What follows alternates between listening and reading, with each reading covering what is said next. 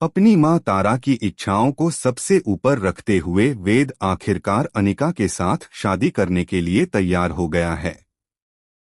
जी हां दोस्तों, आपने सही सुना। सीरियल सरू का आने वाला एपिसोड सिर्फ मजेदार नहीं, बल्कि दिल को हिला देने वाला, सांसें रोक देने वाला और भावनाओं से भरा होने वाला है। अब तक आपने जो देखा वह तो बस शुरुआत थी, लेकिन आगे जो देखने को मिलेगा वह आपकी सोच से भी कहीं ज्यादा होगा, क्योंकि कहानी में आने वाला है ऐसा शॉकिंग ट्विस्ट जिसे देखकर दर्शक दंग रह जाएंगे। अब तक दर्शक सोच रहे थे कि वेद और सरू का रिश्ता तय हो चुका है और जल्द ही दोनों एक दूसरे के प्यार का इजहार करके नई शुरुआत करेंगे। सरू भी वेद के दिल की बात समझने लगी थी और वेद भी हर बार सरू को देखते देखते अपनी भावनाएं संभाल नहीं पाता था। वह मौका करीब आ चुका था जब वह सरू को अपने दिल की बात कहने वाला था। उसके हाथ में रिंग थी, उसके चेहरे पर उम्मीद थी, उसकी आंखों में सपने थे और दिल में सरू के लिए अटूट प्यार। लेकिन तभी कहीं और कोई दूसरी चालें चल रही थीं। अनिका, जो अब तक खुद को वेद की सबसे करीबी दोस्त और साथी के रूप में दिखाती आई थी, उसके मन में एक गहरी योजना बन चुकी थी। उसे पता चल चुका था कि वेद का दिल अब सरू के लिए धड़कता है। वह जानती थी कि अगर यह प्रस्ताव हो गया तो वेद और सरू हमेशा के लिए एक दूसरे के हो जाएंगे और उसकी जिंदगी से वेद हमेशा के लिए निकल जाएगा।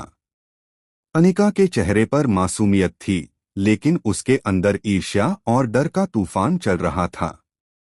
वह हर हाल में वेद को अपने पास रखना चाहती थी, चाहे इसके लिए उसे कितना भी बड़ा खेल क्यों न खेलना पड़े। वेद जैसे जैसे सरू के पास पहुंचने की कोशिश करता, वैसे वैसे अनिका की बेचैनी बढ़ती जाती। वह बार बार फोन उठाती, मैसेज टाइप करती, फिर डिलीट कर देती। वह सोचती, अगर वेद ने आज यह कदम उठा लिया तो मेरी सारी दुनिया बिखर जाएगी। और फिर एक पल ऐसा आया जब उसने ठान लिया कि अब वह सब कुछ दांव पर लगाएगी। वेद के हाथ में रिंग थी। वह उस रिंग को देखते हुए मुस्कुरा रहा था।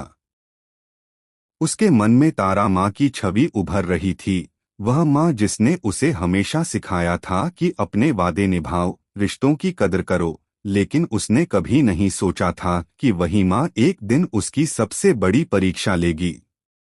तारा जानती थी कि सरू वेद के लिए सही लड़की है, लेकिन उसकी अपनी योजनाएं थीं।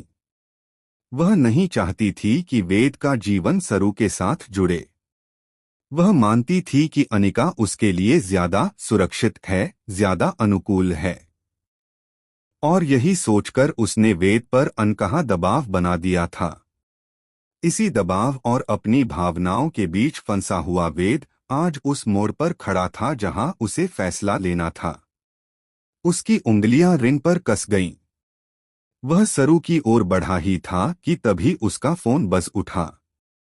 स्क्रीन पर अनिका का नाम चमक रहा था। वेद ने सोचा, अभी नहीं। अभी मैं सरू को प्रपोज करने वाला हूं, लेकिन फोन बार बार बजता रहा। वह अनजाने में ही फोन उठाता है। सामने अनिका थी, लेकिन यह वही अनिका नहीं थी जो हमेशा हंसती खिलखिलाती रहती थी। स्क्रीन पर उसका चेहरा पीला पड़ा हुआ था, आंखों में आंसू थे, होंठ कांप रहे थे।